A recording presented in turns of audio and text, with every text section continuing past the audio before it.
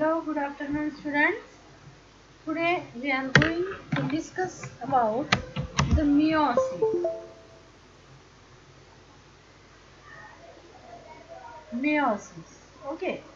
So meiosis is a type of cell division in which the number of chromosomes get reduced by the half. Okay. Chromosomes number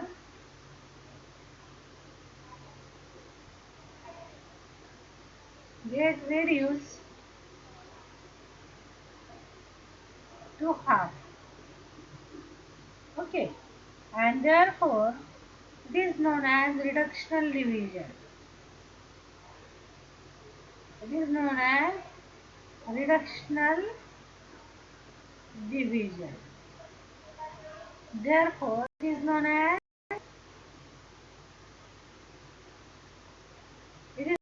reductional division. This meiosis takes place particularly in the reproductive cells. Okay, reproductive cells. That means the cells which produces the haploid gametes. Okay, which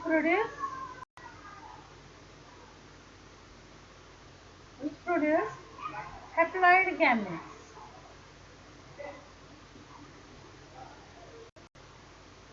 Haploid means they have the n number, that is single set of chromosome, or we can say that half set of chromosome. That means the diploid organism, they have the 2n. Okay, it is the diploid organism. Normal person, it has the cell chromosome number 2n. That means two set of chromosome, one from mother, one from father. Okay, but the gametes, they have either one chromosome from mother or from chromosome for father, or there may be the recombinant chromosome, but single only. Okay, so it is the haploid. Okay, the gametes, they are haploid, and therefore this division is known as meiosis. This division is known as reductional division. Okay, so during the meiosis, homologous chromosomes, they get separated. Okay, homologous means what? Homologous means they are similar. Similar means, for example, one from mother, one from father. These two chromosomes, they contain the similar genes. That means for gene for eyes, gene for hair, gene for skin, or whatever it may be. But both these chromosomes, it contain the same genes. Okay, same genes. It may be either dominant or recessive or whatever it may be, but they have the same gene. Gene for example, eyes. That means eyes of mother, eyes of father, or there may be the recombination, but they have the similar genes. They are known as the homologous chromosomes. So during the meiosis, homologous chromosomes, they get separated, and haploid cells, they form. They have the only one chromosome from each pair. Okay. So two cell divisions occur during the meiosis. That is meiosis first and meiosis second. Okay. So at the end, the mitosis, it produces at the end the two cells, but meiosis, it produces at the end, it produces four different types of the cells. Okay, four different cells. So it produces the four haploid cells. Okay. So meiosis first आपण या ठिकाणी आधीचं जे mitosis पाहिलं त्याच्यामध्ये आपण interphase या ठिकाणी डिटेलमध्ये पाहिलं होतं. इंटरफेजमध्ये G1, S आणि G2 अशा तीन फेजेस त्या ठिकाणी येतात. So meiosis first it begins after the DNA replicate. आपल्याला माहिती आहे डीएनए रेप्लिकेट्स केव्हा होतात? It is in S phase. Okay, so meiosis first it begins after the DNA replicates during the interphase. Interphase मध्ये DNA replication S फेजला होता आणि G2 फेजला त्या ठिकाणी काय होतं की जर काही एरर असतील तर ते रिपेअर होतात. आणि त्याच्यानंतर या ठिकाणी इंटरफेज मध्ये मिओसिस फर्स्ट या ठिकाणी कुठून सुरू होते? तर as the DNA replicate during the interphase. Okay, तर meiosis first it is begin. Okay, meiosis first start होतं. तर या ठिकाणी meiosis first it is the heterotypic division. Heterotypic means meiosis first is heterotypic.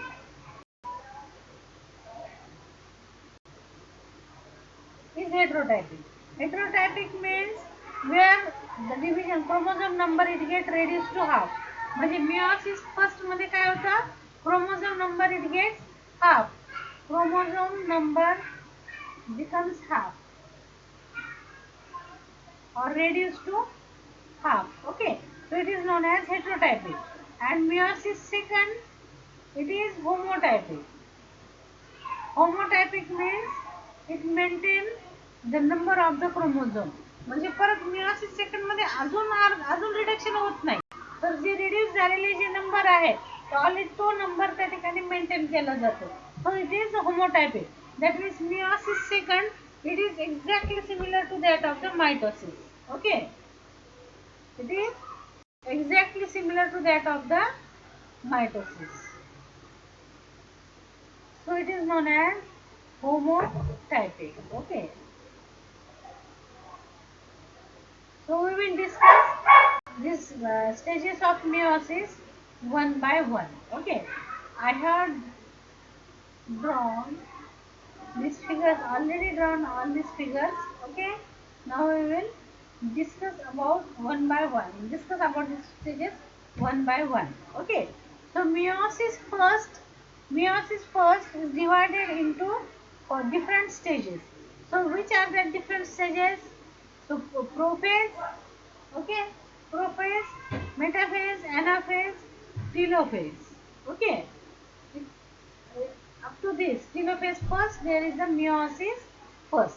Okay, so the first of all the prophase. Okay, so prophase, it is the first phase where the nuclear envelope it begins to break down. Nuclear envelope जे आहे तर ते या ठिकाणी ते breakdown व्हायला लागलेला असतं. ओके, क्रोमोझोम्स ते गेट कंडेन्स. क्रोमोझोम्स जे क्रोमॅटिन जे असतात तर ते कंडेन्स होऊन क्रोमोझोम्स मध्ये बदलतात. Centrioles they start move at both the poles.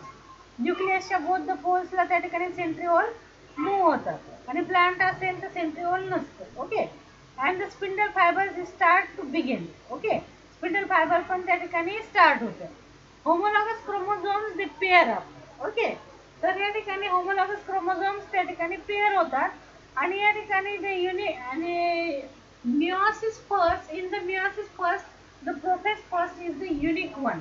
म्हणजे मायटोसिस सारखं त्या ठिकाणी meiosis मध्ये नसतं. meiosis मधलं प्रोफेज जे असते first, prophase first, it is unique one. Okay, it is unique one. So why it is unique?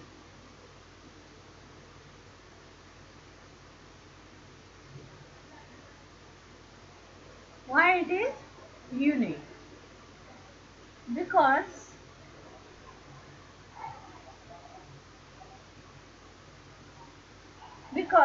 the prophase first is divided into 5 substages.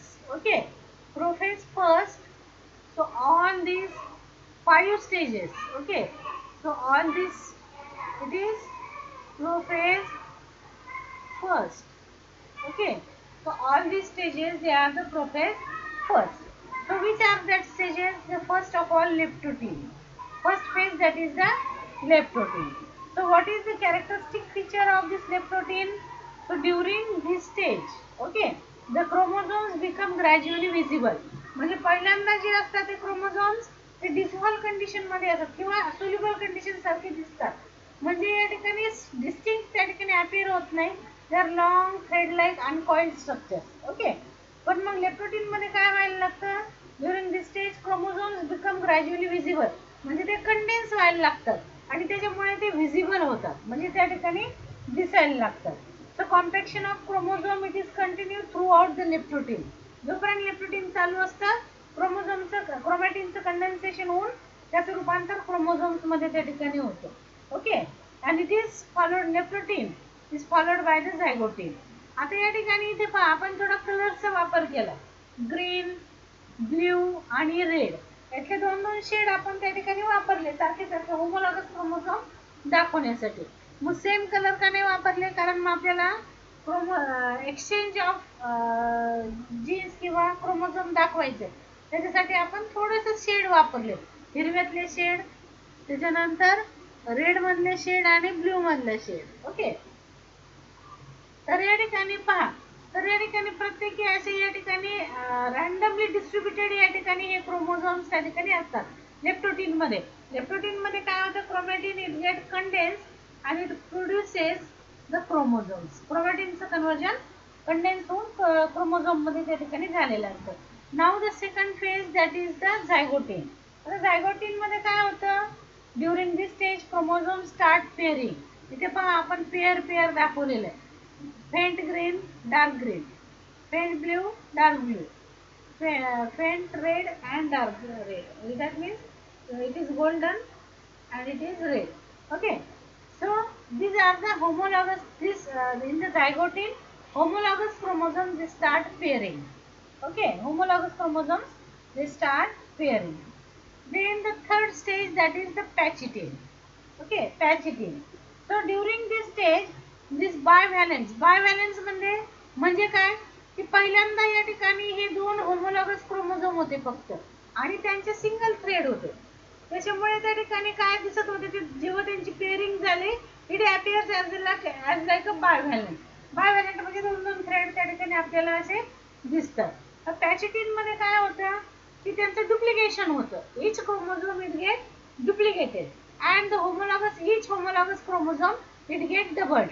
आणि त्याच्यामुळे काय होतं, ड्युरिंग जे बायव्हॅलेंट दे become tetrad or trivalent. Tetravalent. Okay, in the pachytene the chromosomes become tetravalent. Tetravalent म्हणजे पहा इथे homologous chromosome इथे दोन दोनच दिसतात. बायव्हॅलेंट इथे किती दिसतात, 4. 1 2 3 4. इथे पण हे 4, इथे पण हे 4. म्हणजे या ठिकाणी प्रत्येकी 4 4 दिसतात. बरोबर, तर याला म्हणायचं टेट्रॅड. तर या ठिकाणी म्हणजे या ठिकाणी किंवा टेट्राव्हॅलेंट काय म्हणायचं त्याला, टेट्राव्हॅलेंट. म्हणजे या ठिकाणी आणि हे इथे कसे होते, बायव्हॅलेंट. बायव्हॅलेंटचे ते कसे झाले आता, tetravalent. Okay, so this stage is characterized by the appearance of the recombination nodules.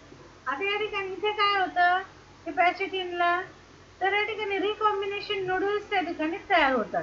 It is the site at which the crossing over occur between non sister chromatids.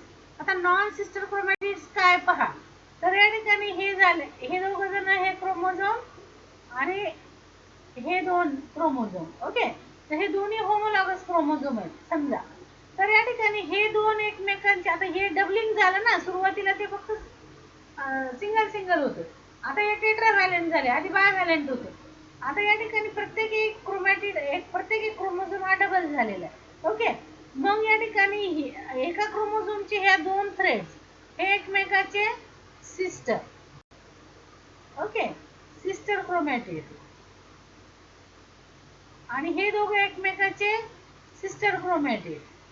Okay, आता या ठिकाणी सिस्टर क्रोमॅटिड हे यांचे sister chromatid, पण हे दोघे एकमेकांचे non sister. Okay, हे दोन एकमेकाचे नॉन सिस्टर, पण हे एकमेकांचे सिस्टर क्रोमॅटिड. ओके, मग आता या ठिकाणी पॅचिटिनच्या एंडला काय होतं की या ठिकाणी they start crossing over nodules त्या ठिकाणी तयार होतात. किंवा या ठिकाणी हे जे क्रोमोझोम्स आहेत, तर या ठिकाणी काय होतं, एकमेकाचा याचा पाय याच्यावर आणि याचा पाय याच्यावर, म्हणजे याचा एक थ्रेड इकडं, एक इकडं, आणि या ठिकाणी असं एक कॉम्बिनेशन पॉइंट तयार होतं, ज्याला काय म्हटलं जातं, कायझमा. काय म्हटलं जातं याला, या पॉइंटला जिथे दोन नॉन सिस्टर क्रोमॅटिड्स एकत्र येतात, म्हणजे आता याचा एक थ्रेड आणि याचा एक थ्रेड जो इंटरनल बाजूला आहे, तर ते काय होतात, एकमेकाच्या वरून पास होतात, असे एकमेकाला क्रॉस करतात, आणि जिथे ते युनाइट होतात तिथं युनियन पॉइंट तयार होतं, ज्याला काय म्हणायचं, कायझमा. काय म्हणायचं, कायझमा. ओके, सो पॅचिटिन याला रिकॉम्बिनेशन नोड्यूल असं सुद्धा म्हटलं जातं. काय म्हटलं जातं, कायझमा और रिकॉम्बिनेशन नोड्यूल.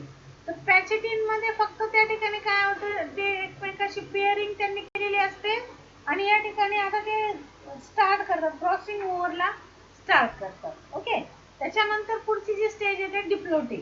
आता डिप्लोटिनला काय होतं, diplotene begins with the recognisation of dissolution of the synaptonemal complex.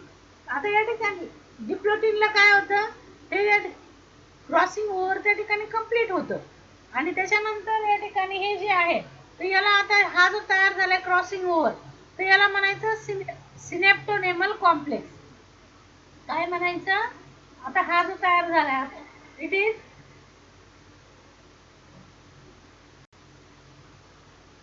Synaptonemal complex. Okay.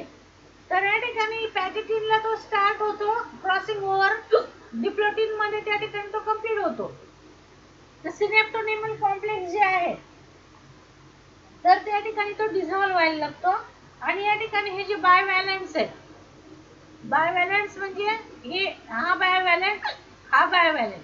आता यांचं म्हणजे हा बायव्हॅलंट, हा बायव्हॅलंट. ओके. किंवा इथे क्रॉसिंग झालेला हा हा बायव्हॅलंट, हा बायव्हॅलंट.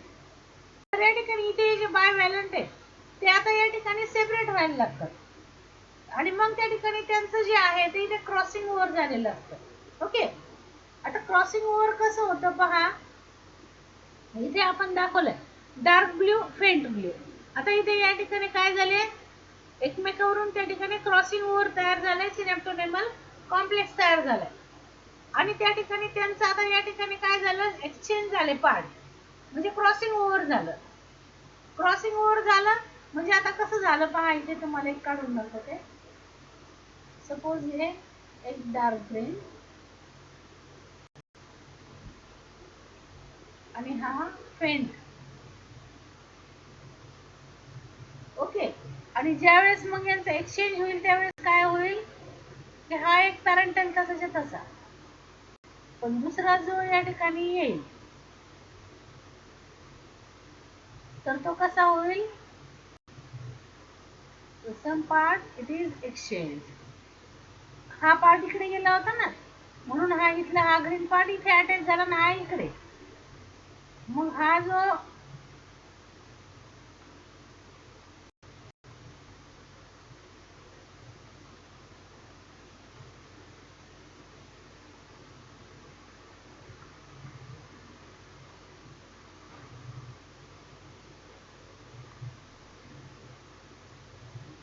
आता इथे काय झालं, जेनेटिक एक्सचेंज झाला, ह्या क्रोमोझोमचा पार्ट इकडे ट्रान्सफर झाला इकडचं इकडे, that is non as a crossing over. Okay. तर क्रॉसिंग ओव्हर साठी जेव्हा ते एकत्र येतात तेव्हा त्याला सिनेप्टोनेमल कॉम्प्लेक्स म्हणतात. तर या ठिकाणी काय होतं, तर या ठिकाणी हा सिनेप्टोनेमल कॉम्प्लेक्स जो आहे तर या ठिकाणी डिप्लोटिन मध्ये काय होतं, it starts dissolution. Okay. It start dissolution.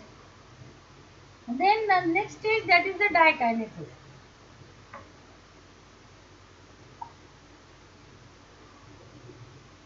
Next stage that is the dikinesis. So dikinesis it is marked by the terminalization of chiasma. म्हणजे हा जो कायझमा आता या ठिकाणी इथे होता, हा कायझमा काय होतो, हा हळूहळू त्याच्यातून निघून जातो इथून, त्याला म्हणायचं टर्मिनलायझेशन. काय म्हणायचं, it is non as टर्मिनलायझेशन.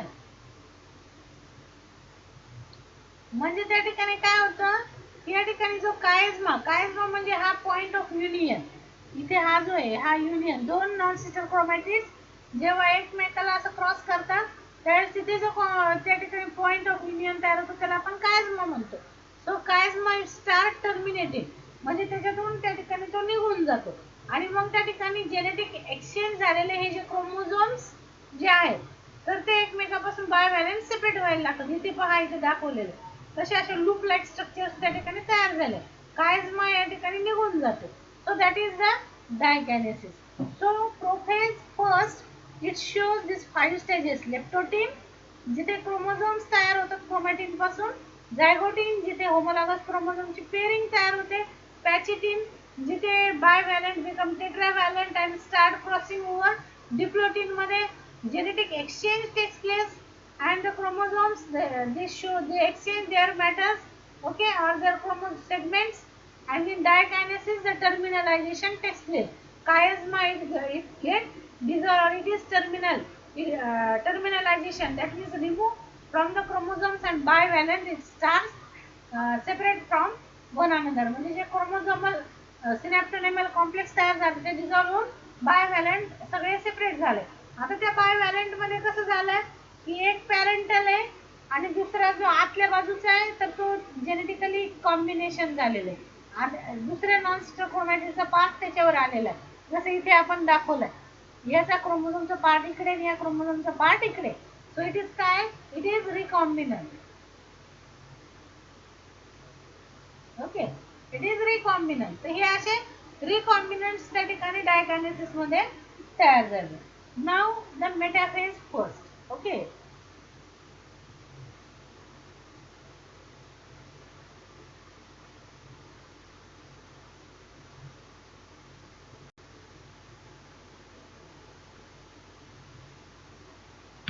okay, now the metaphase first. So metaphase phase, what is the characteristic feature of metaphase first? The characteristic feature of metaphase first is the arrangement of chromosomes at the equator. म्हणजे या ठिकाणी at the end of the process the nucleolus get disappear. पहा इथे या चारी मध्ये nucleolus दाखवलाय. डायकायनेसिसच्या स्टेजला आपण न्यूक्लियोलस दाखवलेला नाही. आणि त्यानंतर या ठिकाणी हा जो न्यूक्लियर मेम्ब्रेन जो आहे तर तो सुद्धा आपण या ठिकाणी कसा दाखवला पाहिजे. या ठिकाणी स्टार्ट ब्रेकिंग. ओके, तर त्या ठिकाणी हळूहळू त्या ठिकाणी ब्रेक व्हायला लागतो न्यूक्लियोलस. म्हणजे nucleolus start disappearing as well as nuclear membrane also start disappearing. So it is a characteristic feature of the dikinesis. Similarly, the spindle fibers they start appearing. Okay, spindle fibers पण prophase एंडला त्या ठिकाणी appear व्हायला लागतात. Centrioles दोन पोलला दोन न्यूक्लियसच्या त्या ठिकाणी मूव्ह होतात. तर या ठिकाणी इथे पहा, आता न्यूक्लियर मेम्ब्रेन निघून गेले. आपण बाहेरची सेलची वॉल दाखवलेलीच नाहीये. आपण इथे काय दाखवले, डायरेक्ट न्यूक्लियस मधले चेंजेस दाखवलेले आहेत. So all these are the nucleus. याच्या जर भोवती आपल्याला सेल दाखवायची असते तर मग या ठिकाणी आपल्याला इथं अजून परत असं या ठिकाणी मार्क करावं लागेल सेल. ओके, त्याच्यामुळे आपण या ठिकाणी सेल मार्क केलेलीच नाहीये, आपण डायरेक्ट न्यूक्लियस दाखवलेले. तर मग या ठिकाणी आता न्यूक्लियर मेम्ब्रेन निघून गेलं आणि it produces the spindle fibres. Okay, आता हे जे स्पिंडल फायबर्स आहेत तर याच्यावर काय झालं, हे प्रत्येक क्रोमोझोम हा आता बायव्हॅलंट आहे. ओके, आणि म्हणजे होमोलॉगस पेअर ही टेट्राव्हॅलंट. तर या ठिकाणी मग हे होमोलॉगस क्रोमोझोम्स असे चार चार थ्रेड असलेले हे होमोलॉगस क्रोमोझोम्स इथे इक्वेटोरला अरेंज झाले. Okay, so this tetravalent chromosomes they arrange at the equator on the spindle fiber. Okay, so that is the metaphase first. Okay, so in the anaphase first what happened, so one chromosome which is bivalent and another chromosome which is also bivalent. Okay, इथे हा पण बायव्हॅलंट आहे हा पण बायव्हॅलंट आहे. Mitosis मध्ये कसं होतं, हा पण सिंगल होता हा सिंगल होता.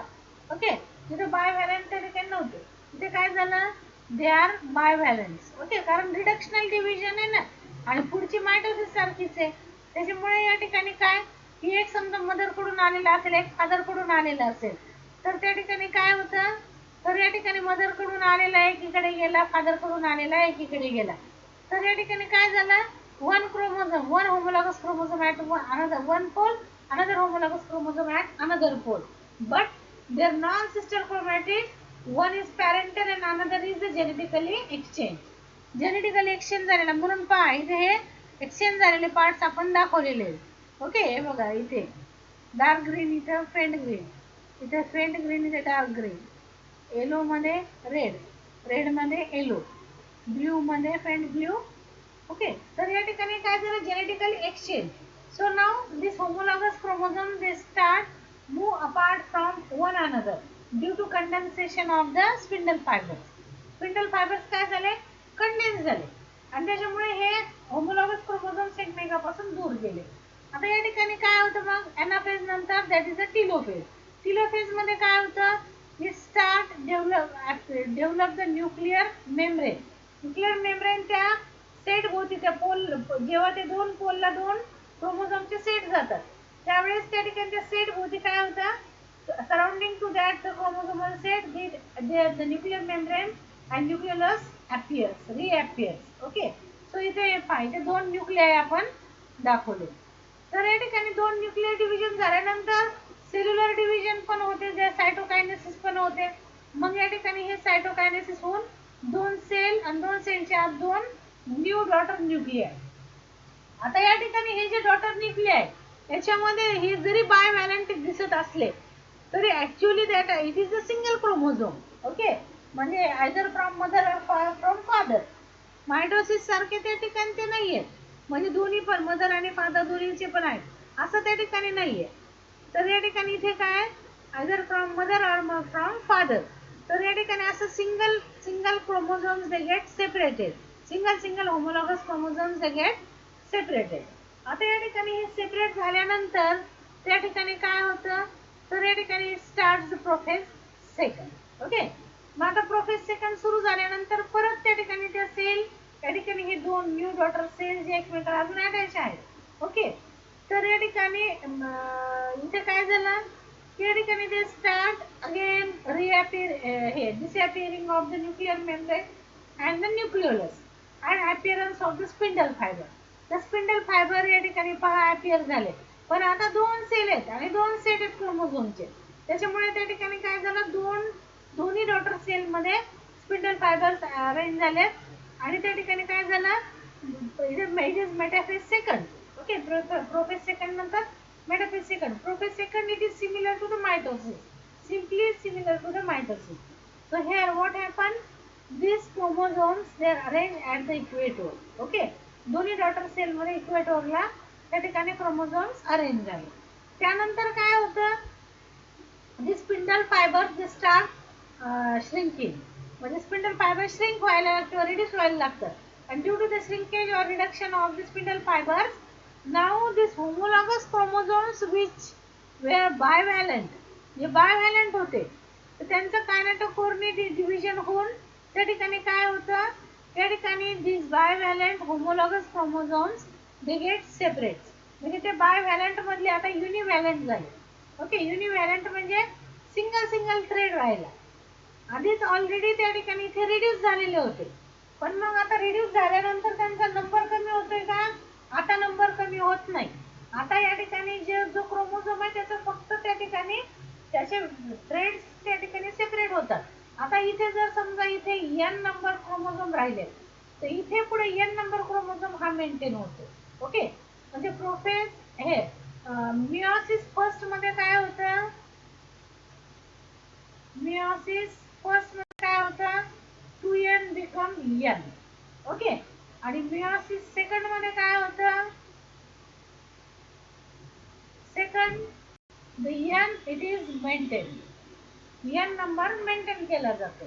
तर या ठिकाणी हे एकच क्रोमोझोम आहे पण तो बायव्हॅलंट आहे. ओके, मग ते बायव्हॅलंट त्या ठिकाणी ब्रेक होतात आणि त्या ठिकाणी एक एक थ्रेड जो आहे, एक एक क्रोमोझोमचा थ्रेड, तर त्या ठिकाणी दोन्ही पोलला त्या ठिकाणी जातात. Okay, so due to the reduction of percentage of the spindle fiber, now these single threads of this homologous chromosome they start moving at the pole. Okay, दोन्ही पोलला त्या ठिकाणी मूव्ह होतात.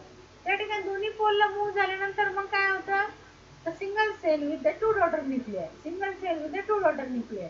आता याच्यामध्ये काय आहे, तर या ठिकाणी this nuclear it contains recombinant as well as the parental whatever it may be. म्हणजे ज्याच्या वाटेला जे आले ते क्रोमोझोमचा सेट त्या ठिकाणी त्याच्यामध्ये आहे. ओके, तर त्या ठिकाणी in this way the four nuclear and two cells they are produce in the telophase second. then later on again the cell plate develops. Okay, cell plate त्या ठिकाणी डेव्हलप होते आणि त्या ठिकाणी it produces the two instead of the two it produces the four cells with the four nuclei.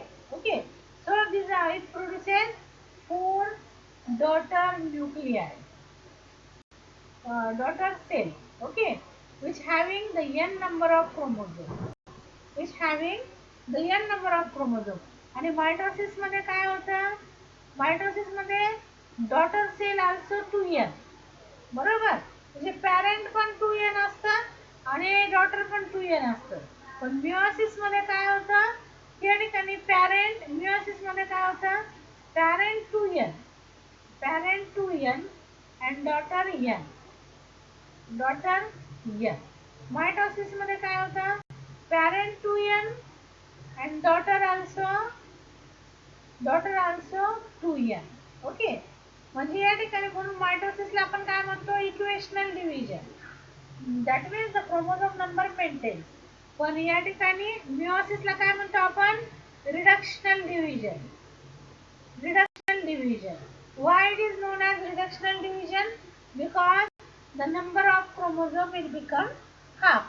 Okay, क्रोमोझोमचा number जो आहे तो हाफ होतो, म्हणून त्याला रिडक्शन नंबर असं या ठिकाणी म्हटलं जातं.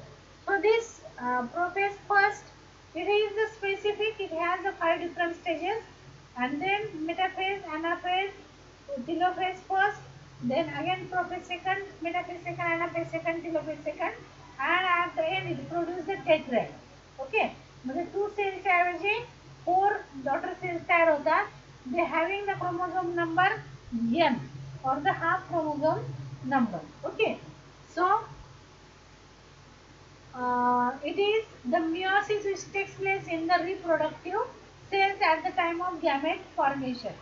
पहा, तुम्ही म्हणता की याच्यामध्ये हाफ होण्याची काय गरज आहे, तर या ठिकाणी मायटोसिस मध्ये सोमॅटिक सेल्स असतात, त्याच्यामुळे only growth and development takes place. पण या ठिकाणी इथे काय असतं, मिओसिस मध्ये रिडक्शन डिव्हिजन का होते, कारण that are the gamete cells. Okay, gamete cells आहे, आणि मग गॅमेट सेल मध्ये स्पर्म आणि एग या दोघांचं युनियन होत असतं. मग जर दोघंही डिप्लॉइड असतील तर नवीन ऑर्गॅनिझम तो परत टेट्राप्लॉइड होईल. ओके, म्हणजे 2n च्या ऐवजी 4n होईल, आणि परत त्यांचे 4n, परत त्यांचे गॅमेट 4n 4n 8n, मग असं त्या ठिकाणी ते वाढत जाईल, आणि मग त्या ठिकाणी तो खूप ॲबनॉर्मल ऑर्गॅनिझम तयार होत जाईल. ओके, आणि तो सर्वाइव्ह होणार नाही, कदाचित रिप्रोडक्शन होणार नाही. म्हणून या ठिकाणी to maintain the chromosome number in the organism. Okay, organism मध्ये क्रोमोझोम नंबर, डिप्लॉइड जो क्रोमोझोम नंबर आहे, तर तो त्या ठिकाणी diploid normal chromosome number maintain करण्यासाठी, to maintain the diploid number, this meiosis it gives the reductional division, or it is the reductional division, it gives the half set of chromosome in the new form gamete cells. Okay, so I hope you got the points. Thank you very much.